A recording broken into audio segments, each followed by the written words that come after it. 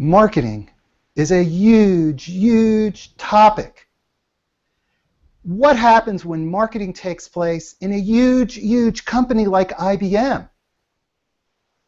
Today, on episode number 116 of CXOTalk, our guest is Doug Brown, the CMO of IBM Systems. I'm Michael Krigsman, and I'm here with my co-host Vala Afshar. Hey, Vala, how are you? Michael, I'm great, and it's an honor to have Doug with us today to talk about big marketing in big companies. Hello, Doug. Hey, Vala, how you doing? Michael, good to see you guys again. It's great having you on the show, and perhaps we can kick off the show with you giving us and our audience a little bit about your background and a little bit about IBM Systems. Sure. Well, first off, thanks a lot for having Big Blue on the show today and talking about big marketing. So congratulations on 116 episodes. But yeah, let me describe, because IBM restructured the company back in January of this year, and the IBM Systems unit was created from that restructuring. And we are a business of about $20 billion, a little more than $20 billion a year in revenue. And we serve IT infrastructure executives with both the provision of hardware, servers, and storage, as well as middleware. We combined our middleware brands of WebSphere, Tivoli, and Rational, along with our server brands of Power and Z Systems, and our storage portfolio all together to form the Systems unit. And we just did that this January, so it's really kind of a new unit within the company. So tell us about the $20 billion. What a huge company you are within IBM. So tell us about your division. Tell us, who are you selling to? What are you selling? What are the key focus points? Yeah, it is an amazingly huge business. What we've done by combining all the hardware and all the software that I just described is really line up to our key customers and the way they think about their business.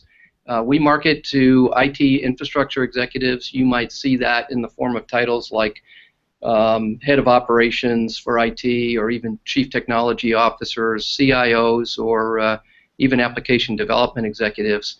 And what we do is we help those folks evolve their existing IT operations to meet the demands of the future. We're at an unbelievable point in time in the history of the IT industry. Things are changing so dramatically, lots of shifts happening, and our customer, the IT infrastructure executive, has got to deliver new forms of service in this environment, and we're here to help them do that.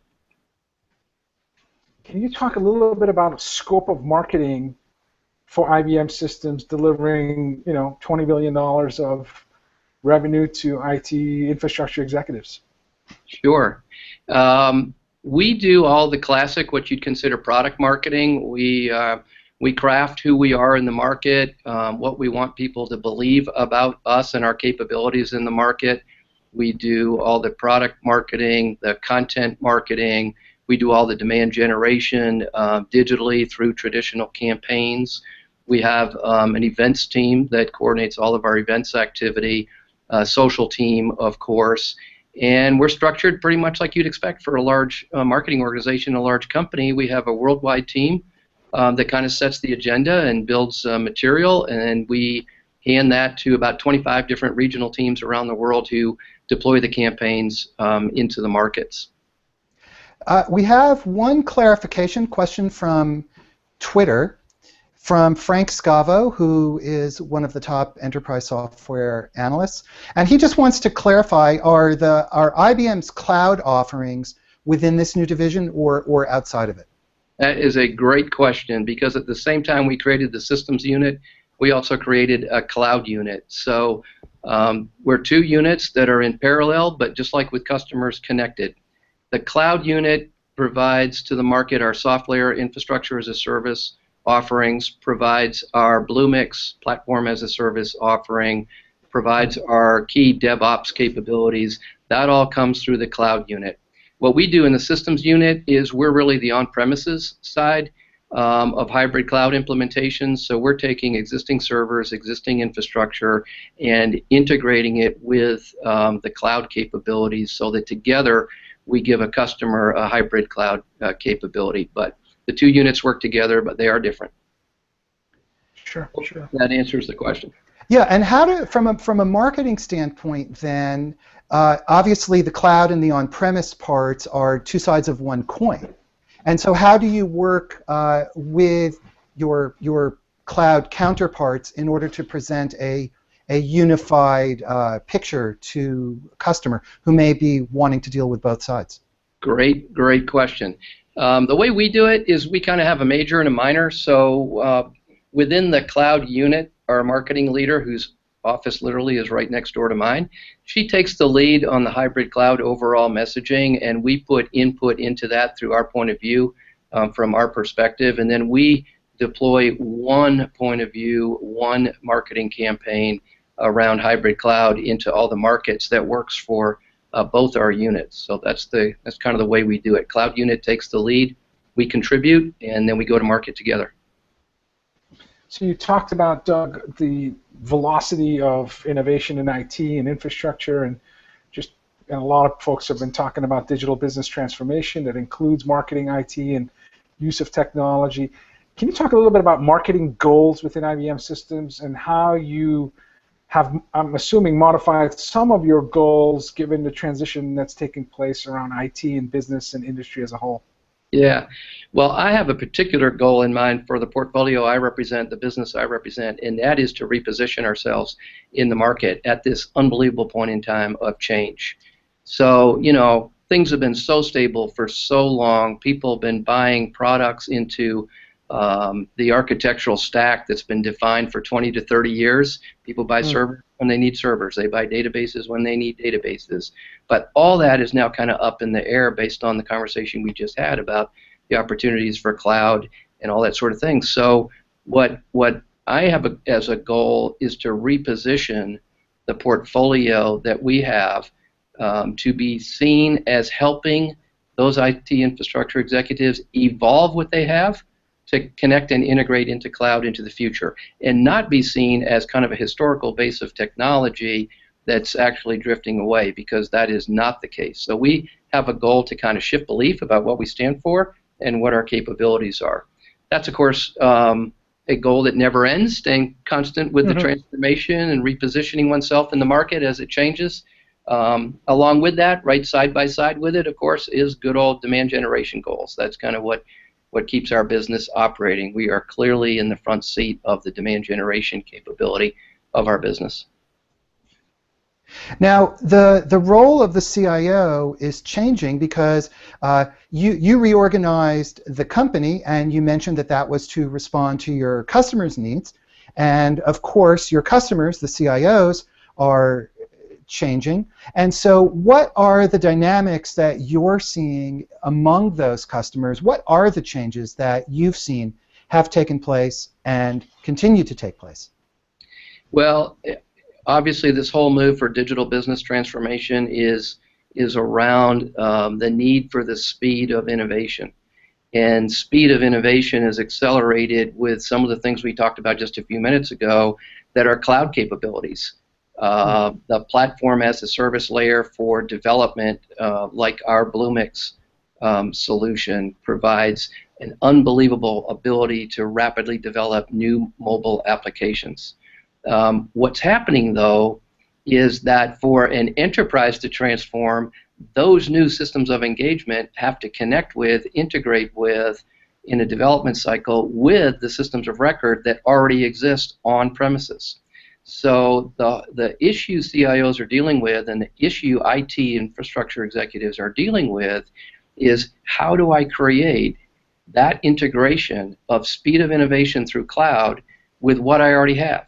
Because the last thing I want to do is just leap to a cloud implementation and create for myself an island that doesn't integrate with what I've already invested in previously. So that's what we're seeing CIOs and IT executives deal with, is this integration of speed and innovation capabilities by cloud along with what they already have. And there's a companion problem that has to be dealt with at the same time. And that is, as the nature of these systems of engagement change, And as the nature of applications change, for example, embedding analytics in them more and more frequently, the technical capabilities in the infrastructure itself have to change. And so we're going through a period of time where IT infrastructure executives, CIOs, have got to be able to deliver new forms of service rapidly without really knowing exactly what those new applications are going to be. So that's kind of a dilemma. You know, you think about in the old world, it was very simple. I've got an application, the line of business know exactly what it is. We know how to do requirements definition. We know how to scope it out, develop the application, test it, QA, system test, deploy on an infrastructure that we define. And now with the speed of innovation and the types of technologies required for these new applications, there's some uncertainty about what it is I'm going to have to deliver on my infrastructure 2 years from now, 5 years from now. So we're seeing a lot of questioning about how do I build out this infrastructure so that I can be ready for anything that comes in the form of requirements in the future. Okay, so you've described what's happening among your customers. Yep. Now, what are the implications of that for you as the CMO of this $20 billion IBM division? It's interesting because when the customers start asking this question in a period of shifting sands underneath their feet, their questions go from, tell me about your products, because I might be interested in buying one compared to a competitive alternative, to instead, help me understand how I should be thinking about designing, building, and managing this new type of environment going ahead. So our marketing has to shift from a product-centric based form of marketing to a very authentic, audience-based centric form of marketing. And that takes a certain amount of skill sets and other attributes that we're all shifting on at the moment. This whole shift from product-centric to buyer-centric marketing is a major move for us. So basically thought leadership. It is thought leadership. It's having a point of view. It's forcing us to work very, very closely with the CTOs of our divisions internally and our development leaders to understand what they're building into the portfolio going forward and why. Why is it that security is so doggone important and is a lasting pillar of all of that we do in our product roadmaps? And we have to be able to learn that, understand that as marketers, and be able to communicate that to customers, not just that our products have security in them, like 100% encryption for transactions, whatever it is, but how then that changes the way they manage their infrastructure. That's the important part now, is answering the how question, not just the what question. So, Doug, as you just mentioned CIOs, you mentioned Chief Technology Officer.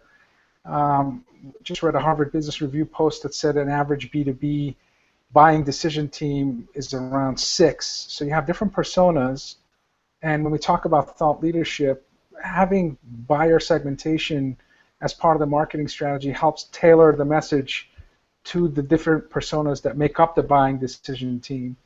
How do you deal with segmentation and precision marketing, knowing that thought leadership is really an important element of having your message resonate with your target consumers, buyers? Yeah, it's a great point, because what's happening obviously is knowing the buyer is as important as knowing the product, right? Right. So, thanks to our senior VP and CMO of the whole of IBM, we're doing something together, every one of our units in the company, not just the systems unit. But we are thinking about this notion of a cohort. So, in the old days, it was a segment, right? Common wants and needs, common buying behavior, and we would build marketing plans for a segment. As we move from, B2B to B to I, marketing to the individual, we think we're doing that in an evolutionary way. And the first step, of course, is role-based marketing, where we understand the role.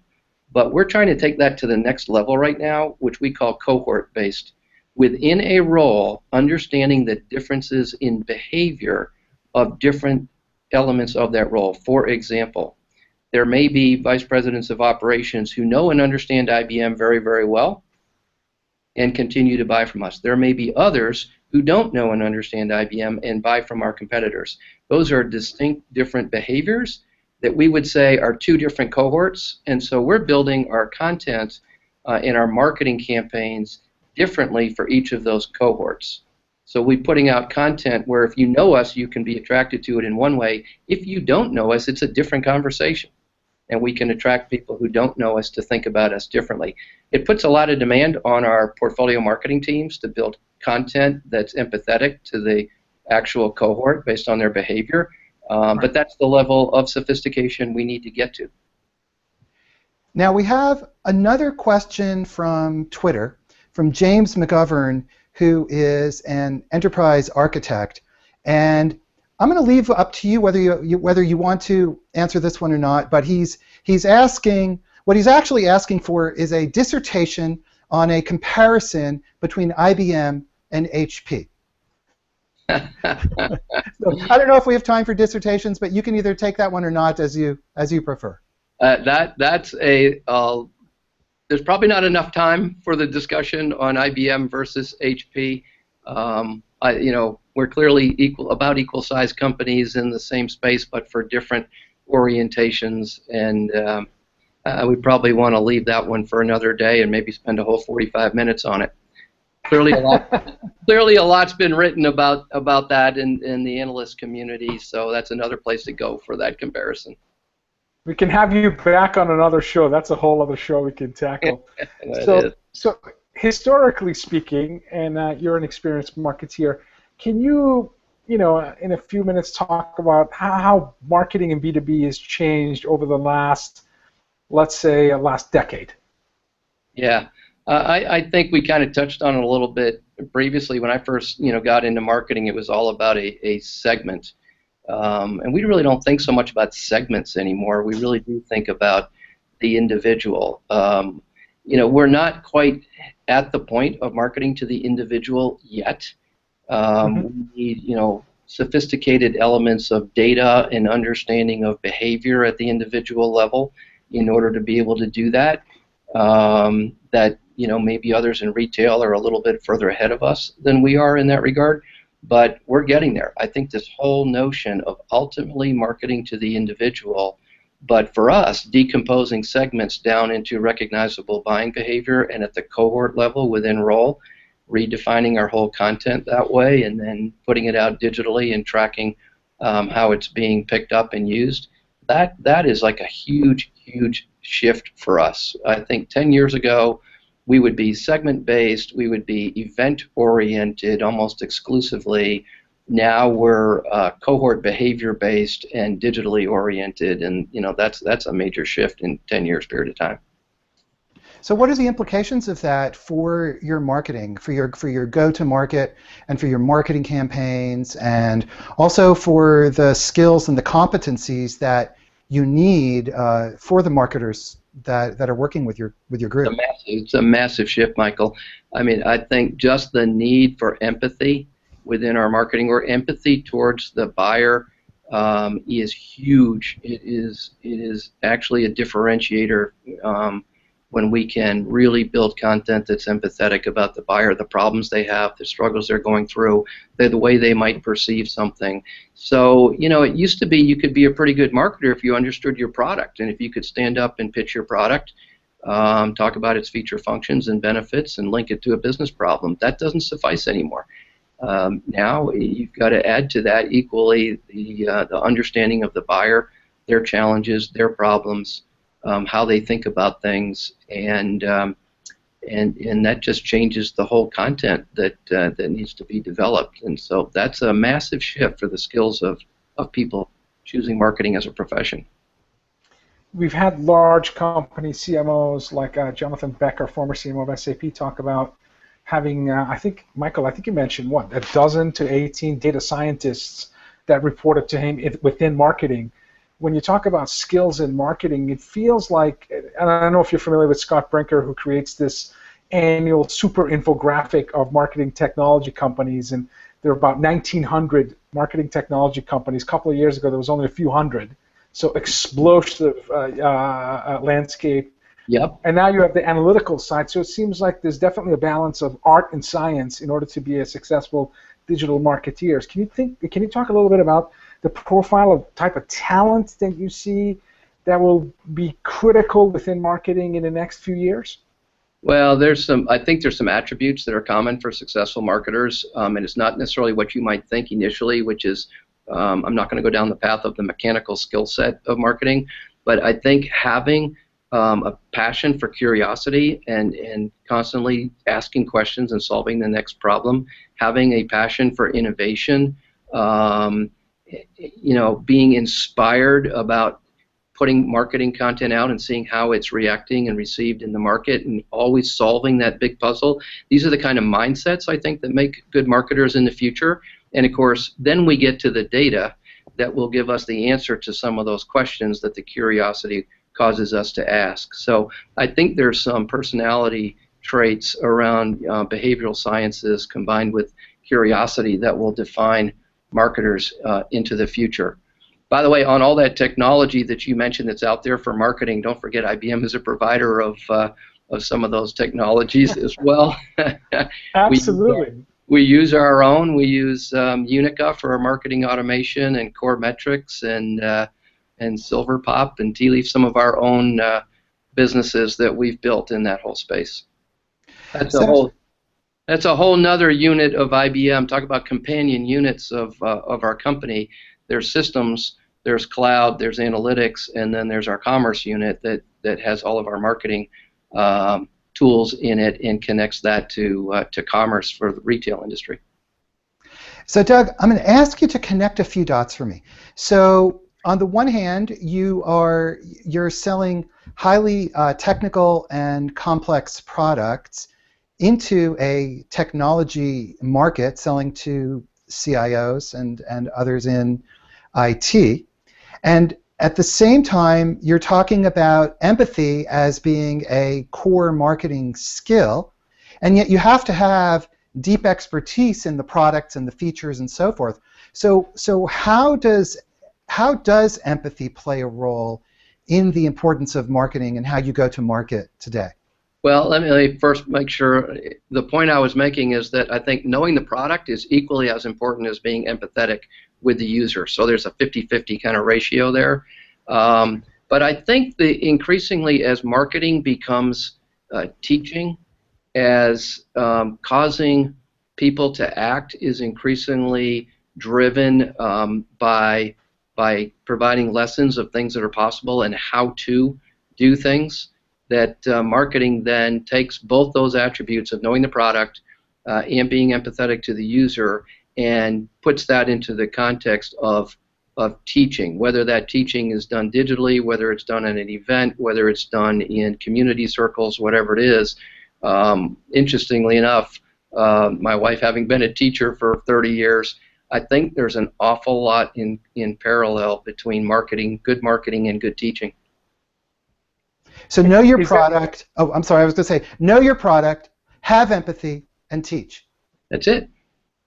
That's it. And the teaching, just like building a lesson plan, has to be crisp. The content has to be crisp. There's a whole nother piece of this, which is effective communications and the skill to communicate crisply and succinctly and on point. So that's another dimension, of course. Doug, talk to us a little bit about data and analytics and the role it plays in marketing, and then maybe perhaps you can tie it to some of the products that you mentioned. I'd love to learn a little bit more about the products from IBM that in the marketing space. Okay. Yeah, we're making advances in the whole data analytics. We're starting to deploy marketing around integrated teams, self-directed teams. And we're combining digital strategists with digital analytics persons, kind of the data scientists you described, with social capabilities, with content marketing, with campaign designers, event specialists, and they're all assigned and work together as a team over a segment of the business. So that whole data dimension is absolutely critical. And across our whole company, we're moving to a consistent platform for marketing that will help us in that regard, especially digitally. At the moment, where we are is we're heavy on tracking on the two ends of the spectrum. On the very first phase of tracking activity of social impressions, unique site visitors, all those kinds of things that give us a sense of volume. And then on the very back end, the amount of responses that we turn into leads and how much that is of value in our pipeline that we provide to our sales folks. That piece in the middle is where we have got a lot of work to do still to understand the flow every step of the way, click-through rates, et cetera, et cetera. So we're building out as we speak across our company. Our corporate team is to give us these capabilities. The notion of a dashboard that can feed us on a daily basis the kind of data that we need in order to run the business. It does break down for us. It's different for different parts of our company. I'll give you an example. Within our cloud unit, our Bluemix platform as a service area, that's a product we just launched less than a year and a half ago, and kind of from greenfields. It's completely digital. It goes after one buyer, which is the developer, and that team's been able to really lead the way for us in use of digital analytics, data-driven marketing, because they're able to start really almost from scratch. Where we're taking some of these big businesses, like Michael was talking about, multi-million-dollar complex technology, multiple buyer groups, a little bit harder for us, data-driven in that type of an environment. Now, some of the things that we do, we have Unica for us is our offering around marketing automation platforms. So that's doing all of our campaign design, tactic tracking, etc. We have a product called Core Metrics we use to tag web pages to track activity of our digital presence on our own IBM.com domain. Then there's some other acquisitions that we've made that really help, like retailers, into the whole individual customer behavior tracking capabilities. So we're not applying that yet in my business, but we're helping clients apply it in theirs. We have a question from Twitter from Arsalan Khan, and he asks, when will IBM's Watson be used in the marketing organization, if it's not already? Yeah, that's a great question. It's certainly getting pervasive in a lot of the things that we do. Watson is, whether it's in healthcare or customer service or what have you. And no, I don't see it yet into the marketing toolkit, but that's got to be an eventuality, no doubt about it, because that is a breakthrough technology that's going to change the world for all of us, for sure. Okay, let's go. I'm really fixated on this notion of empathy as you're describing it. It's such a new element in the marketing mix. And so, there are very well-established mechanisms and ways to teach people about products and features and product market fit. But when it comes to empathy, it's kind of out of left field, especially for those of us who are in technology. We're so intellectual. How do you teach that? How do you cultivate that inside your organization, thinking about having empathy for the customer? It's great question, and there's a couple of different ways that I know we're experiencing already. Our team for our business in Asia, for example, has an adopt a salesman approach, and we're still very heavy outbound face-to-face sales as a company. And our marketers are going out with a salesperson that they're buddying up with and making customer calls and listening to the customer describe their problems, how they approach solving them, what questions are on their mind. That keeps us fresh. Companion to that, we have an expectation that if you're doing portfolio marketing, you know the portfolio well enough that you will present it to customers, you will present it to analysts, and in so doing, you get the interaction you need to learn about the buyer and become empathetic. A third way, we have a pretty significant design capability in IBM with a design lab in the U.S. based out of Austin, Texas, where our designers who come from places like the Savannah College of Art and Design really work on the user interface of our software products and get into the science of interaction. Now, putting our marketers with designers in the experience to understand how the user interface can be changed and affect the marketing at the same time is a whole nother way to build empathy, linking up designers, developers, and marketers in, for example, SaaS products. That's pretty interesting. Actually, Savannah College of Art and Design was one of my clients in the past. What an amazing place. And so maybe can you drill a little bit into that linkage between the type of customer experience, the type of things that you were just describing, and the cultivation of empathy and understanding the customer, and I'm sure that communication is a key part of it as well. If you were to walk through our design center at IBM, you would see designers from schools like SCAD working for us today, whiteboarding personas with names and interactions around their role, what they're thinking about, just as we as marketers do. And then you would see them working on user experience around that role. So we're starting to talk a very, very common language and share an insight together between product designers and marketers. It's an amazing thing. So, you know, we used to team up very closely, always still do, with sales, of course, in the field. But now we're teaming up really closely with people in development on the design side, and they talk the same language. They have the same interests. Yeah. Can you talk about, in your opinion, what are some of the biggest challenges that marketeers face today? And a follow-up to that, are there any cool technologies that you see in the forefront that, if we see wider adoption, we can perhaps manage these challenges and turn them into, you know, opportunities that benefit marketeers, their customers, and their organizations as a whole? Biggest challenges that stand in the way of marketers at the individual marketer level. I'd probably break that into two different groups. Okay, I would break that into the group of marketers who have started marketing relatively recently in their career. Maybe they're out of university within the last 3 years, and they are on something. They don't know any different. They are at state of the art, and their challenge is rate of adoption, rate of learning. And I'm seeing marketers at that profile really accelerate their learning because they're getting out in front of all the things that we've just been talking about, and that's an amazing thing to watch. But the challenge is rate of learning, rate of adoption for that population. The other population is, you know, those of us that have been at this for a while have got to make a shift, kind of like your question about 10 years ago versus today. There's a shift going on.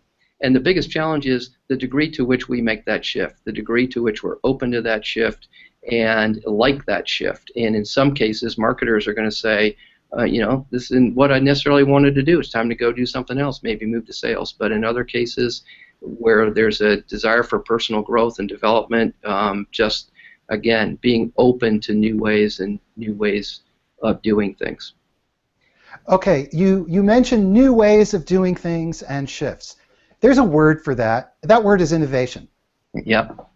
So how does your group, your organization, think about innovation? Is it just sort of some random thing, or do you have programs in place? Is it somewhere in between? How do you innovate? So great question. We're making a shift on how we innovate, Michael. I think sometimes in very large organizations, people look to the innovation to come from the top of the old hierarchy organization and be driven down to the troops with kind of like, here's the tablets, perform these 10 things, and your life will be good. We're flipping that around. In my unit, what we do is we've created an expectation for innovation at the individual marketer level. And we followed that up with a quarterly innovation award. And so we've flipped the organization upside down. And what we do is once a quarter, we have an innovation team, which is the executive team, and we invite up to 5 individual teams who believe they've done something new and exciting and different and seen results from it to come share their ideas and what they've learned with us. From those, once a quarter, from those 5 examples, we pick one. They get recognized as an award. It's broadcasted around the company, and our senior vice president that I support speaks of it in his quarterly update to the team.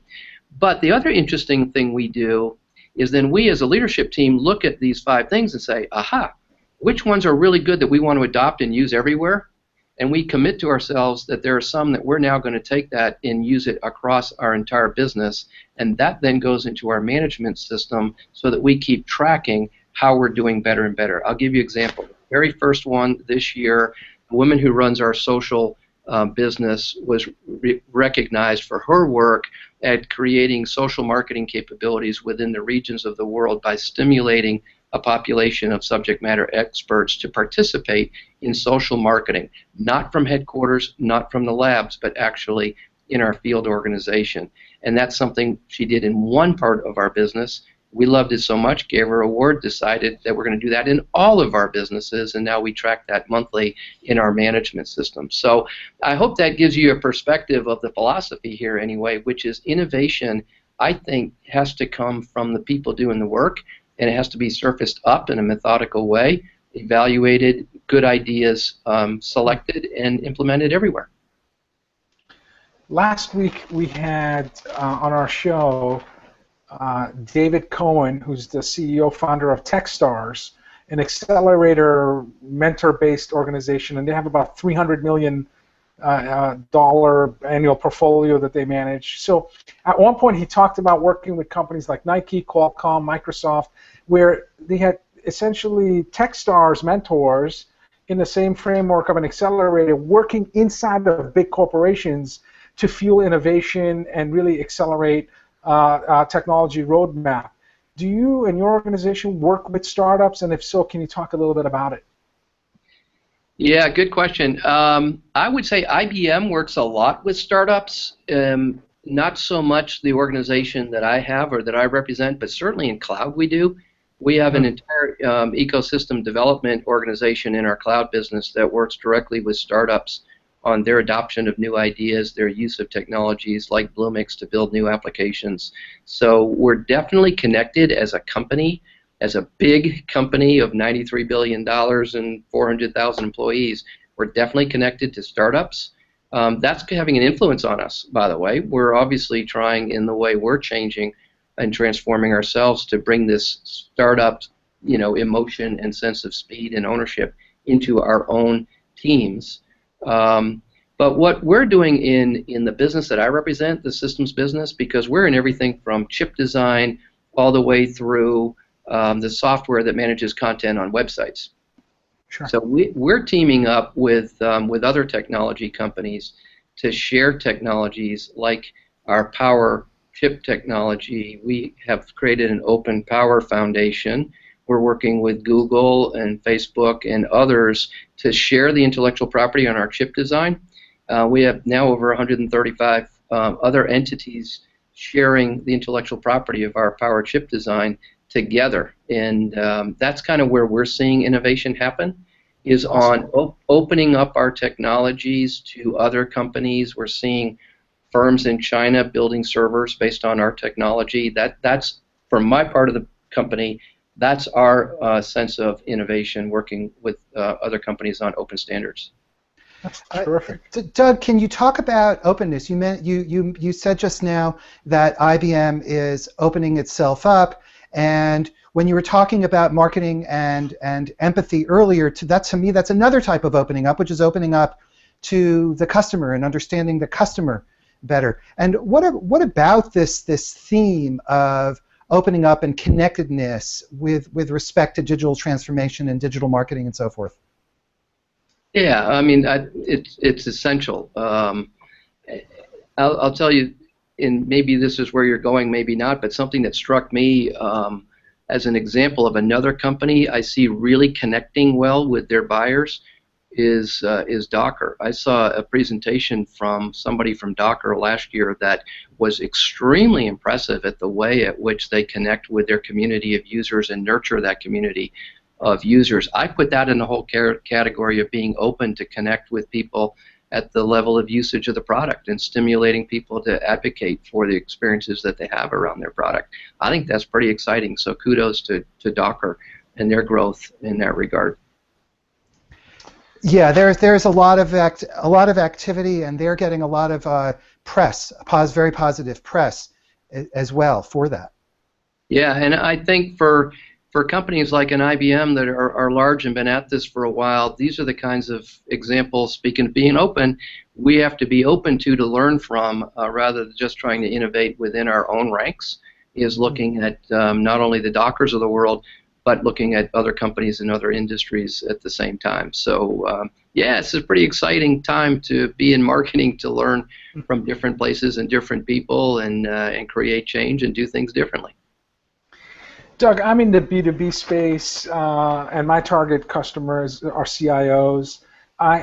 There's a definite distinction between an innovative, digital, savvy CIO and what I will call a legacy CIO, and they have different buyer journey that they go through. They read different material and content. They socialize and participate in communities differently.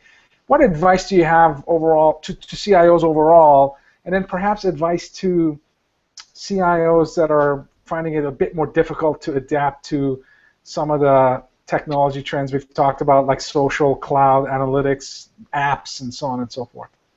That's kind of a hard one, because at the bottom of your question on that second group is a hesitancy to understand, or at least to experience, what's happening in the market around digital transformation. If you're not into that yet, or you don't see it coming, that's, we've got to show people that it is coming and show examples that it's coming, and be ready.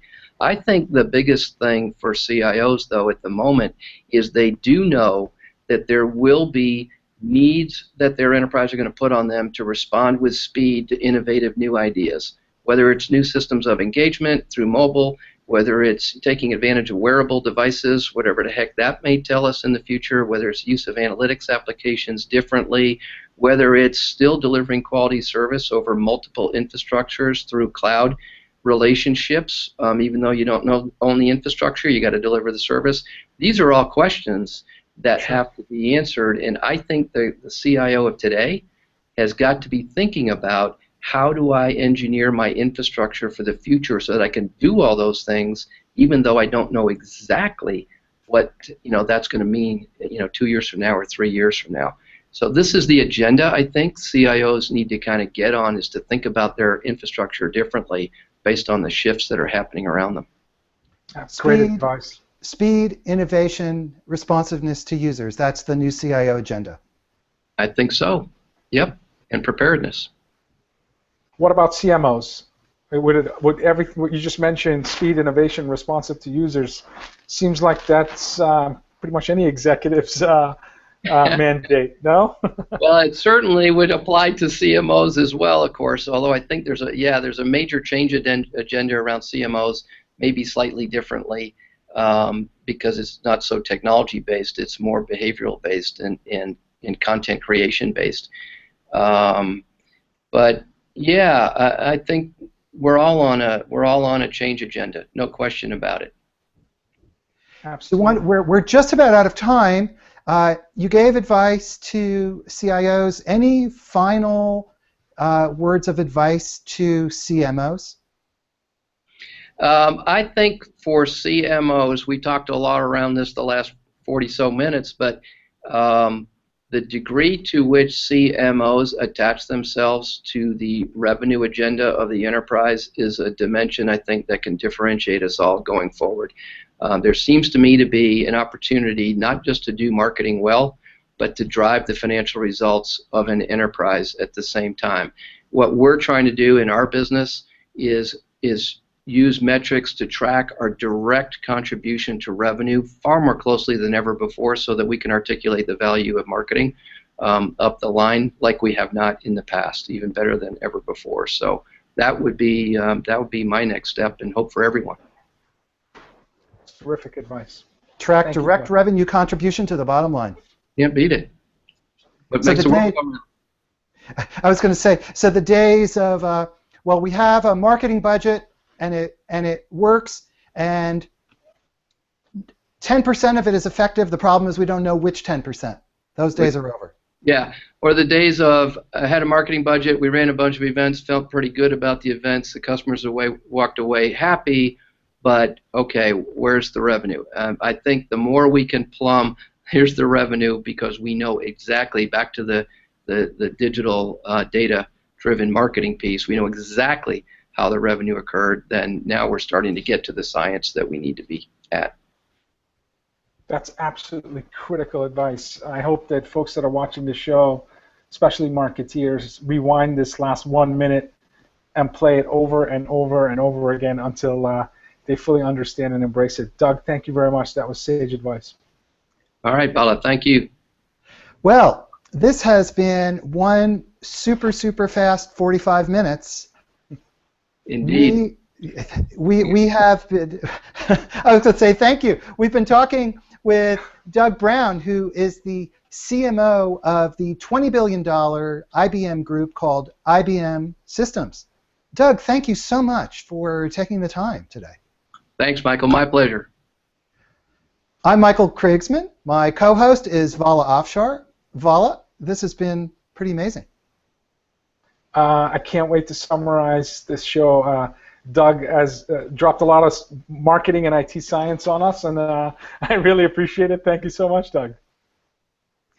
Everybody, I hope you have a great week ahead, and we look forward to seeing you again next week on CXOTalk.